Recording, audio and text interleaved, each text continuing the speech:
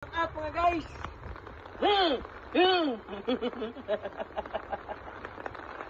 Ayun, update tayo sa ating bagyong Christine. Ayun ang ating motor, nilagay na natin dito.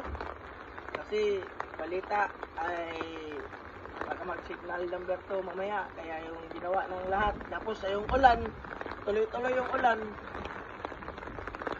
May tendency na mapuno yung mga motor ng tubig.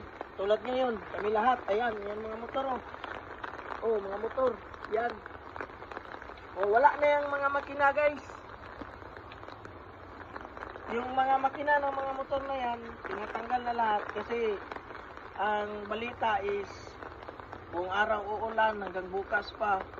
Iniiwasan ng lahat na maabutan ng tubig yung mga makina kasi pag maabutan ng tubig yung mga makina guys, mag overhaul, mag change oil na naman, gastos at sa gastos sa oras, gastos pa sa pera kasi kaya ang ginagawa namin guys, tinatanggal yung makina at saka dahil malakas din yung hangin guys, iniiwasan namin na masisira yung mga motor namin. Pwedeng dadalhin dyan sa mga katukilan dyan sa Pilipinas, tapos masisira, mawawasak yung mga motor. Marami na yan, yung bagyong Tisoy, mawawasak dyan yung mga motor. Ito yung pinaka-safety dito na taguan ng mga motor, ng mga bangka, kasi meron sa mga sa likod, meron sa mga tabon-tabon dito, may bahay, may mga puno. Yung problema, yung iniisip ko nga guys, yung sa akin doon, yung malaki, halika, tingnan natin yung malaki natin na motor.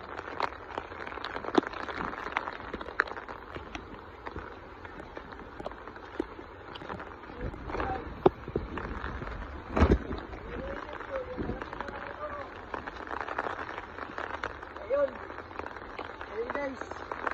Ayun siya. Ayun.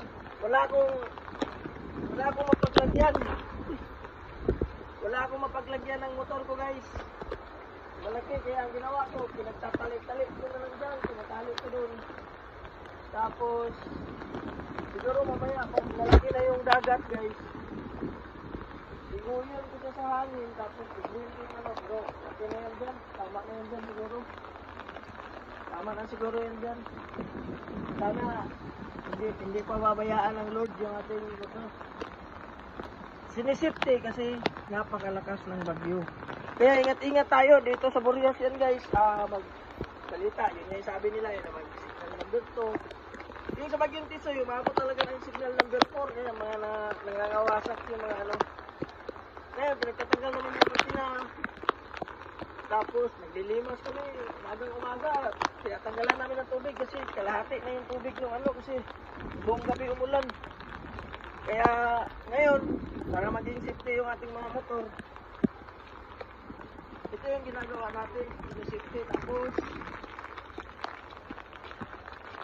Tapos, ayun, yung makina, tatanggalin ko to.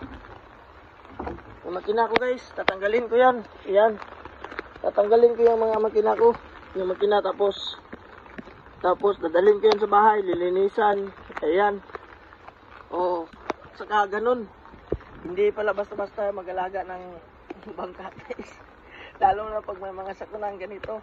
Pero sige lang kasi hanap buhay natin to. Meron naman itong naibigay itong motor na ito, bangka na ito, service namin to. Pabanwa. Tapos meron naman tong lambat, baranggayan guys. Pero hindi pa nagamit kasi walang pabuha sa baranggayan at wala ding magdadala. Ngayon, bala ko kasi nito, i-repair ko to tulad ng isa. Wala namang babaklasin. Bali, taob ko tapos patutuyuin kasi parang may butas-butas na doon sa dito sa ilalim. At ititurahan ulit, itiringan ulit. Pagkatapos nito, mga ilang buwan, bago na ulit to. Yeah guys, ganun po, update natin para sa bagyong Christine. Naghahanda po tayo, mag-iingat po tayo, lalo na mga taga San Pascual. Walang klase ngayon sa San Pascual. Elementary school, high school, walang klase sa buong San Pascual ngayon dahil po signal number 1 po ang Burias Island. At para po sa ikabubuti ng lahat, pinili po at desisyonan na isuspindi mo na yung klase para po safety ang lahat. At salamat, yun lang po guys, yung update natin. Mag-ingat po tayong lahat. God bless po mga San Pascualinos na katulad ko. Mag-ingat-ingat po tayong lahat. Mag-pray po tayo kay Lord. Amen. Salamat.